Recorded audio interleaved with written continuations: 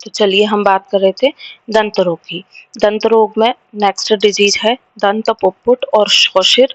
दोनों का ही modern correlation जो है वो जिंजिवाइटिस है, जो कि एग्जाम में पूछा जाता है। 5 या 10 मार्क्स का क्वेश्चन यहाँ से एग्जाम में आएगा। दंत पुप्पुट क्या है, कोटेशन याद करने की भी कोशिश कीजिएगा क्योंकि बड़ा क्वेश्चन आता है। तो दंत योस त्रिषु व यश शवथु सरुजो महान दंत पुप्पुटको गेय कफ रक्त निमित्तचा, यानी कि कफ रक्त निमित्तचा। दंत पुप्पुट रोग में कौन सा दोष होगा, कफ और रक्त। कफ रक्त की दुष्टि के कारण जिस मनुष्य के 2 दांत व 3 दांत के किन्हीं भी आगे के 2 दांत में या 3 दांत की रूट में मूल में वेदना युक्त शोथ उत्पन्न हो जाता है उसको दंत पुप्पुट कहते हैं।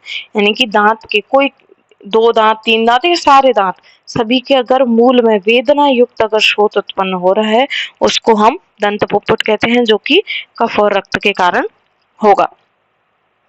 चिकित्सा कैसे कराओगे, नवीन दंत पुप्पुट में रक्त मोक्षण कराना है। नया नया हुआ है जिंजिवाइटिस तो पहले रक्त मोक्षण कराइए क्योंकि कफ रक्त की दृष्टि है तो रक्त को बाहर निकालो। फिर 5 लवण और उसमें यवक्षार मिलाकर के शहद मिलाकर के प्रतिसारण कराइए जो कि कफ का भी शमन करेगा। इससे भी ठीक नहीं हो रहा है शिरोविरेचन कराइए, नस्य कराइए और स्निग्ध भोजन व्यक्ति को कराना है। भागवत क्या बोल देता है कि मसूड़ों का स्वेदन कराओ।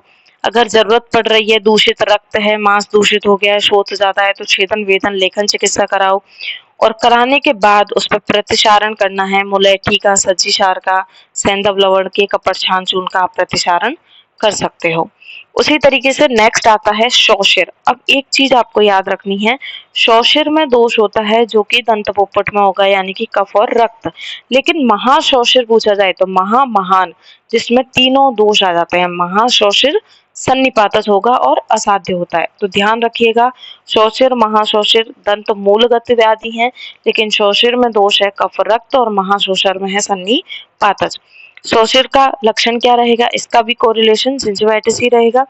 कफ और रक्त की विकृति से मनुष्य के दंत मूल में वेदना युक्त लाला स्राव, अब इसमें सलाइवेशन भी हो गया और कंडु युक्त शोथ भी हो रहा है।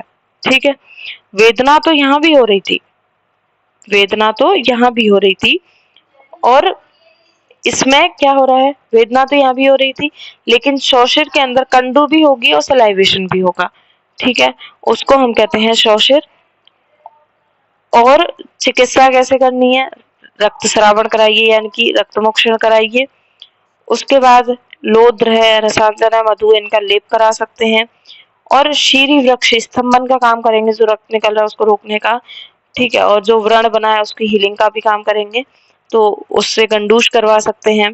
कमल है, मुलैठी है, सारवा है, लोद्र है, इनके चंदन है, इनका कल्क बना करके और इनसे 10 गुना दूध लेकर के इनसे घी सिद्ध करना और घी से नस्य देना है। ठीक है, और एक इसके लिए फेमस लाइन आती है, दंत शौशर्य विदार्यादि तेलम। विदार्यादि तेल का भी आप यहाँ पे यूज कर सकते हो। ठीक है, तो मॉडर्न ये शौशर तो नहीं पूछा जाता एग्जाम में, दंत पुप्पुट का ही क्वेश्चन आता है। अब हम इसमें बात कर लेते हैं जिंजिवाइटिस, इसका मॉडर्न कोरिलेशन। अब देखिए दंत वैदर्भ का अगर क्वेश्चन आता है तो भी आपको जिंजिवाइटिस ही लिख के आना है। ठीक है, दंत वैदर्भ का भी मॉडर्न कोरिलेशन जिंजिवाइटिस ही है क्योंकि सब में मसूड़ों की बात आ रही है, मसूड़ों का इन्फ्लामेशन जिंजिवाइटिस।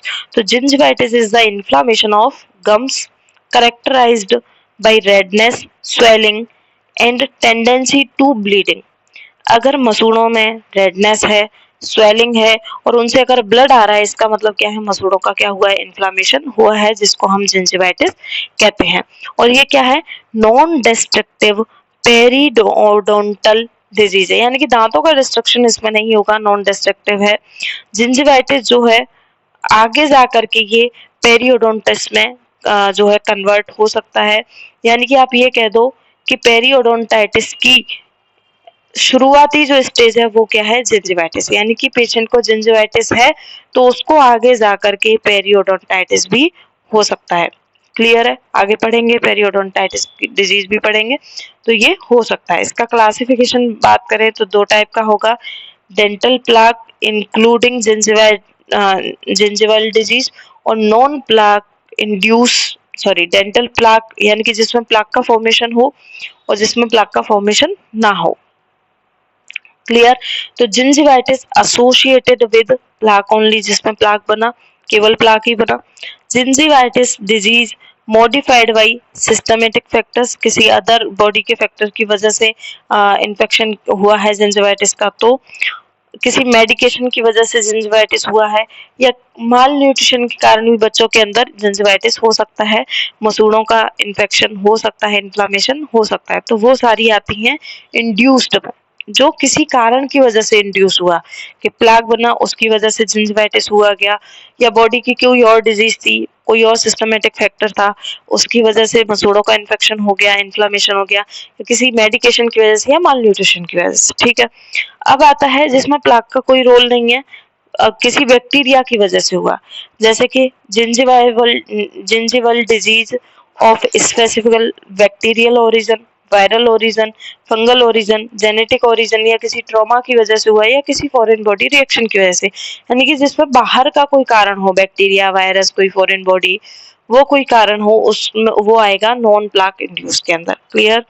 एटियोलॉजी क्या रहेगी, पुअर फिटेड डेंचर्स, दांत ही रूट में प्रॉपर फिट नहीं है, उसकी वजह से मसूड़ों का इन्फ्लामेशन हो सकता है, पुअर ऑक्लूजन की वजह से, या दांतों की हाइजीन मेंटेन नहीं करते हैं तो इन्फेक्शन होगा, इन्फेक्शन होगा तो इन्फ्लामेशन हो जाएगा। साइन सिम्टम की बात करें तो मसूड़ों में स्वेलिंग रहेगी, रेडनेस रहेगी, तो ब्राइट रेड और पर्पल कलर के जो है मसूड़े दिखाई देंगे। ब्लीडिंग हो सकती है उनसे, जैसे घिस दिया, थोड़ा सा भी उन पर घर्षण कर दिया तो ब्लीडिंग आफ्टर ब्रूजिंग, थोड़ा सा भी घिस दिया तो ब्लीडिंग हो सकती है। दुर्गंध आएगी, अनप्लीजेंट ऑर्डर रहेगा, गम्स आर टेंडर और पेनफुल टू टच, टच करने पे पेन होगा और टेंडरनेस वहां पे फील होगी। कारण क्या रहता है इसका, plaque induce gingivitis, most common form of the gingivitis, यानी कि प्लाक की वजह से होगा। प्लाक जैसे दांतों पे जम जाता है ना, कोई जम गया, उसकी वजह से होता है, और प्लाक हमेशा बैक्टीरिया की वजह से बनेगा, जैसे डेंटल हाइजीन को मेंटेन नहीं किया गया तो वहां पे बैक्टीरियल ग्रोथ होगी तो इन्फेक्शन बढ़ेगा, जो भी फूड मटेरियल होगा उसमें सड़न होगी और प्लाक का फॉर्मेशन हो जाएगा। तो बात करते हैं प्लाक कैसे बना, तो जिसके कारण जिंजिवल जो टिश्यू है उनका डिस्ट्रक्शन होता है, यानी कि बैक्टीरिया के कारण और प्लाक के कारण, तथा ये डिस्ट्रक्शन पेरियोडोंटल अपर्चर तक प्रोग्रेस कर सकता है। जहां भी प्लाक का ऑक्यूमुलेशन होगा और जिस एरिया पर होता है उसे प्लाक ट्रैप्स कहते हैं, जिस भी एरिया पे प्लाक जमा उसे प्लाक ट्रैप्स कहते हैं। और इस एक्यूमुलेशन में क्या होगा, जो प्लाक में क्या प्रेजेंट होगा, बैक्टीरिया प्रेजेंट होंगे, केमिकल प्रेजेंट होंगे, टॉक्सिन प्रेजेंट होंगे और एंजाइम प्रोड्यूस करता है।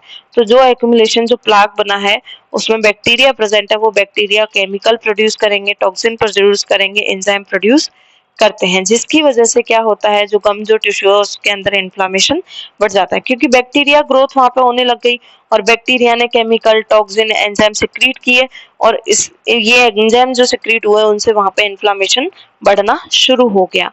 इस इन्फ्लामेशन के कारण जिंजोआ का एनलार्जमेंट हो जाता है, यानी कि वहां पे स्वेलिंग होना शुरू हो जाएगी। क्लियर है। तो ये प्लाक कैसे बना, जैसे कोई भी फूड मटेरियल था, कोई भी खाना खाया और दांतों का साफ नहीं कर रहे हैं, हाइजीन को मेंटेन नहीं कर रहे हैं, वो वहीं पे पड़ा है, फूड मटेरियल वहीं पे पड़ा है, तो वहां धीरे धीरे बैक्टीरिया की ग्रोथ हो गई, फूड खाने में सड़न आने लग गई। देखा होगा 2-3 दिन तक पेस्ट मत करो, दांतों से स्मेल आने लग जाती है, या खाना दांतों के अंदर फंस गया तो वहाँ बैक्टीरिया ग्रोथ करना शुरू कर देंगे। जैसे ही बैक्टीरिया ग्रोथ करेंगे तो वहाँ पे केमिकल वगैरह ये सब आएंगे तो वो धीरे धीरे दांतों के अंदर, मसूड़ों के अंदर इन्फ्लामेशन को इनिशिएट करेगा। डायग्नोसिस की बात करें तो present on the plaque in the, आपको दिख जाएगा, मुंह खुलवा के पेशेंट का देखोगे तो वहां पे प्लाक दिख जाएगा आपको, दांतों में जमा हुआ कुछ खाना पीना, कुछ फूड मटेरियल दिख जाएगा। या फिर अगर पेरियोडोंटल मेम्ब्रेन तक डिजीज प्रोसीड कर गई है तो उसकी प्रोबिंग करा सकते हैं, क्योंकि हो सकता है उसमें नाड़ी बन गई हो। ठीक है, तो एक्सरे करवा सकते हैं या प्रोबिंग करवा सकते हैं।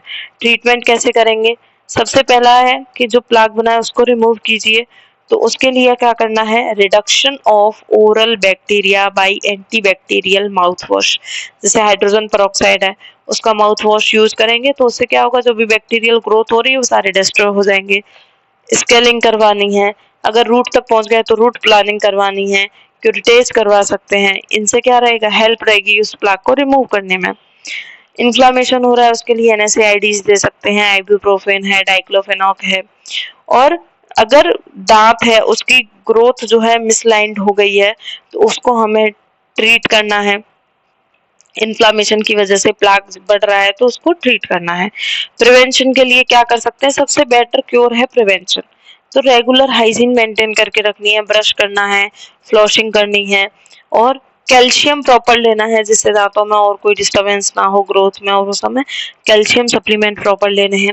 कॉम्प्लिकेशन क्या हो सकता है इसकी वजह से, जिंजिवाइटिस की वजह से, कि दांत रूट से अलग हो सकता है तो टूथ लॉस हो सकता है, बार बार रिकरेंस हो सकती है और ये पेरियोडोंटाइटिस में भी कन्वर्ट हो सकता है। क्लियर है? तो ये था डिजीज दंत पुप्पुट, शौशिर और दंत वैदर्भ और उसका मॉडर्न कोरिलेशन जिंजिवाइटिस। एग्जाम में पूछा जाता है और ये नहीं पूछा गया तो अभी हम नेक्स्ट डिजीज जो पढ़ रहे हैं वो पूछी जाएगी। Thank you.